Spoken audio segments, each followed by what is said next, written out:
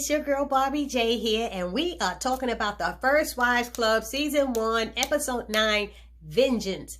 Vengeance is mine. That's right, vengeance. Okay, so before we get started, if you haven't subscribed to my channel yet, please subscribe now. Help a sister out, help her channel grow. Hit the little subscribe button down here, and sometimes it's red, sometimes it's white, and then you hit the little notification bell next to it, and that will let you know every time Barbie J uploads a new video. That's right, which is usually daily. Okay, now I would like to give a shout out to everybody in my comment section who'll be holding my section down.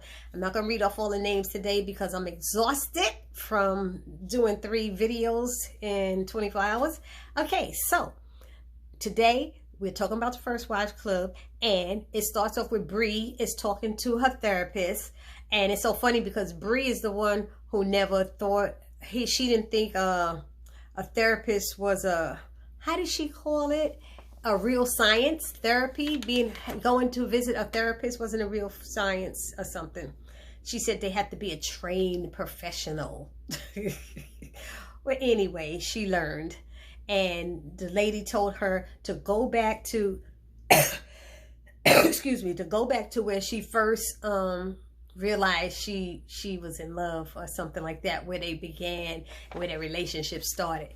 Now, what's so funny about this therapist is that therapist, the lady who plays the therapist, is my next door neighbor. She lived right next door. I forgot that she does a lot of acting. She's in a lot of different shows. But I'm like, girl, look at my neighbor, such and such, right there. So she plays the therapist, and she's my next door neighbor. Anyway, so Bree is admitting that she's scared to be alone. She tells her, and she wants her marriage to work. And so Bree goes back and does what the lady tells her to do, the therapist tells her to do. In the meantime, Ari is having drinks with a friend, a colleague named Kat, and Kat tells her that she opened up her own law firm, and she would love to have Ari on. If Ari came on, she'd be the 5th person, the 5th attorney. And so that gave Ari something to think about, and she's really considering it, because she's feeling bored now and unneeded since she's not her husband's campaign manager. So Hazel, she walks into her studio, this new studio that she's collaborating with Derek. I don't know why she thought she could collaborate with him. And he's playing the guitar and singing, and he's talking about, we got to get these tour dates together. And he's talking about all his old material. She's like, what's with all this old material? He said, we need that to announce our new collaboration, our new partnership. And she was like, no, we pay my new stuff so that we can, that it'll come out, my new album. And he's like, no, but it was our old stuff that we did together, our hard work we did that brought you to this place, and da-da-da-da. So she's looking at him like, oh snap, she said, you jealous because I was making it without you. And she's realizing her friends tried to do that. She says she is climbing the charts. He was like, oh, just because that one song is climbing the charts to #1, that don't mean anything. That one song, it's what we did together. So she was like, you know what? I'm out of here. Because she realizing what her friends told her was true. So she decides to walk. And he was like, if you walk out, we're done. We're done. And she said, I'd rather fail on my own than succeed with your punk ass. I said, whoa. So she just felt like the collaboration was basically one of his ways to control her again. So she goes to, where did she go? She goes into this place called Junie B's, and she's complaining and crying and upset, and not really tears crying, but whining, crying. And she's talking to Versace, who wants to be called Sasha now. And so she's talking to Versace, and Versace told her, don't worry about it. She said, I know what my father did. She told her she knows what he did. And he cheated her out of a whole lot of money. And she's like, really? How? But before they could tell, they switch over to Ari. Ari tells her husband that she's feeling restless about her job. And I mean, not having a job.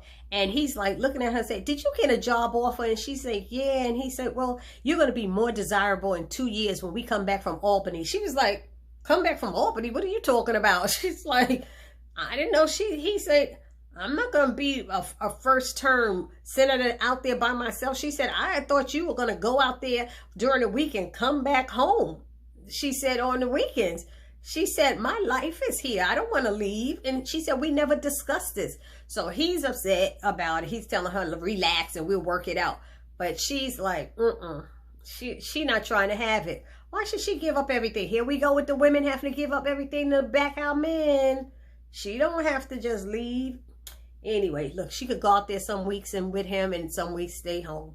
You know, compromise. They could do that. Don't give up your home somewhere else. Anyway, what else happened? Okay, so Bree, she's so silly. She does like the therapist says, it recreates, you know, her past and goes visit to places where they met and what things they went through and stuff. And she goes, the first place is to that park. And she said they used to go there all the time, her and Gary, and they get the 2 hot dogs. And he said it was the breakfast of champions. And the same street vendor is still there. I think it's like 15 years later, the same street vendor's there, and he's being mean to her and stuff. She said, oh, you were so mean back then too. Wow, that's so wonderful. You're still the same.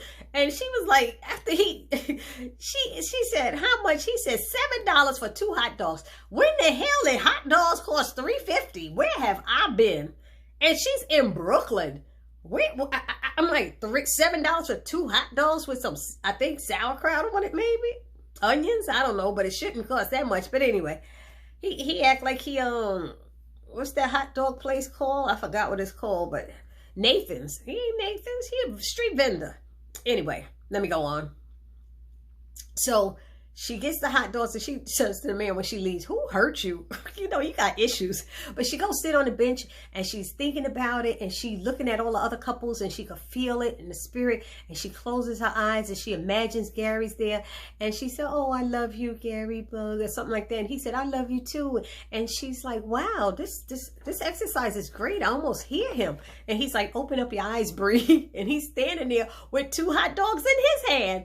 And he said the therapist told him the same thing, but to go back to the place where he realized that she was the one, that he wanted to marry her. And it was the same place. It was so beautiful. I thought that was so touching. I liked the way they did that scene. So they both were sitting there saying they love each other and they want to make it work. And what happens? Her phone rings.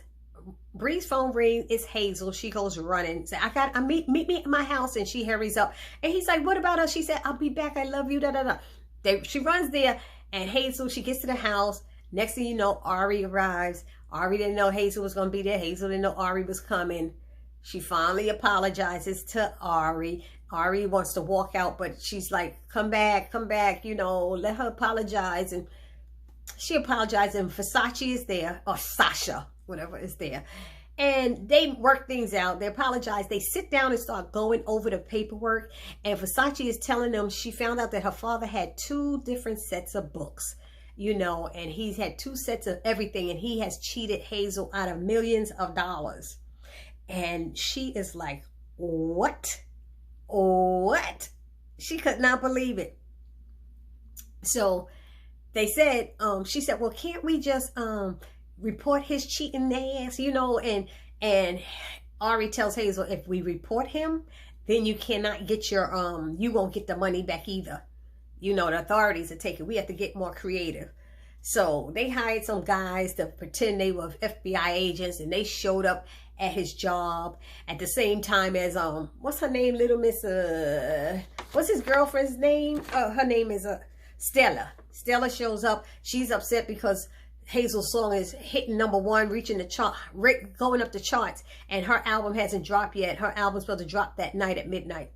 But anyway, before she could continue to be mad, those fake FBI guys came in there, grabbed Derek, handcuffed him, and dragged him out, threw him in the back of a Bree's truck. Bree had on a mask and she had a needle, and he's fighting. He like, you know, how you stick a needle on somebody when they moving their leg? Them dudes should have been holding her. And she stuck that needle in him, and whatever that thing is, it made him go to sleep.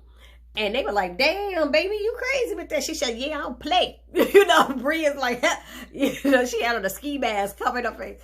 But anyway, when they wakes up, they have him in this empty warehouse and his hands are behind his back. He's sitting in a chair. He's like, you guys ain't no FBI. What's going on? What's going on? Because he done told Stella to call his attorneys. You know, he need help. So they push the TV in front of him, and it's Hazel. And Hazel's, not Hazel. Yeah, Hazel. And she said, I found your 2 sets of books. And he said, you know this is kidnapping. No, first he said, you know this is kidnapping. And she was like, look, you better play nice because I found your 2 sets of books. And if you just choose not to play nice, you will be listening to my hit single out of your small little cell. You know, so he was like, okay. Because she told him, I'm going to go to the authorities. But he don't know what she already knew. That if she went to the, but he would still get arrested. That's right. She might not get the money, but he would still get arrested. So he's like, what do you want? What do you want? And she was like, I want 3 words. She said 3 words. Everything. I said, damn it, ain't no 3 words. That's 3 syllables. She was like, everything.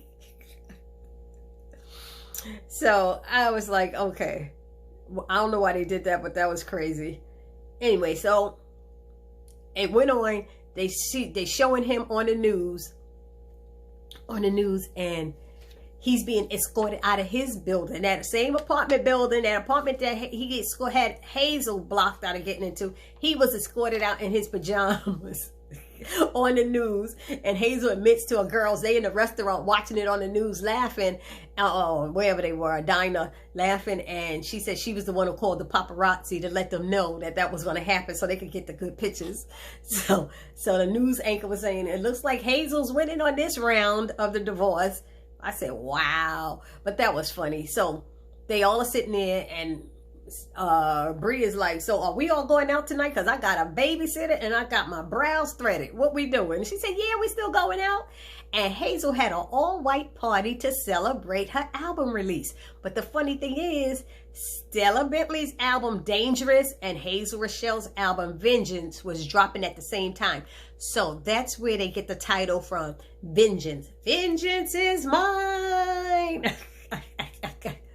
So she had an all-white party to release her album, which was cool. And she told before they got there, she told Bree that she was moving out of her house. And Bree's like, great, that's great timing. She said, because Gary and I are not called off the divorce. He's moving back in and we're going to make it work. We are seeing a therapist. And Ari's looking at her like, now yes, you were right, Ari, you know, so she didn't believe it was a real science, as I told y'all earlier. Anyway, so the all-white party's going on. Versace gets up. Sasha gets up there. Her name is Sasha Mitchell, and that's Derek's daughter. That's the funny thing. She gets up there to introduce Hazel as her bonus mom. She's closer to damn Hazel than she is to her daddy. Because her daddy don't pay much attention to her. And that's terrible when you have fathers like that. They got the different girlfriends. They got money. They got this. And they ain't paying attention to the kids. Anyway, so while she calls Hazel up to make a speech, Hazel's making her speech. And Bree jumps up there and says, I have to interrupt because her record has just hit the #1 spot. And everybody's like, yeah, everybody's cheering and stuff. And she's like, how do you know that? How do you know? She said, I got inside tip. And she points over there and Khalil's there.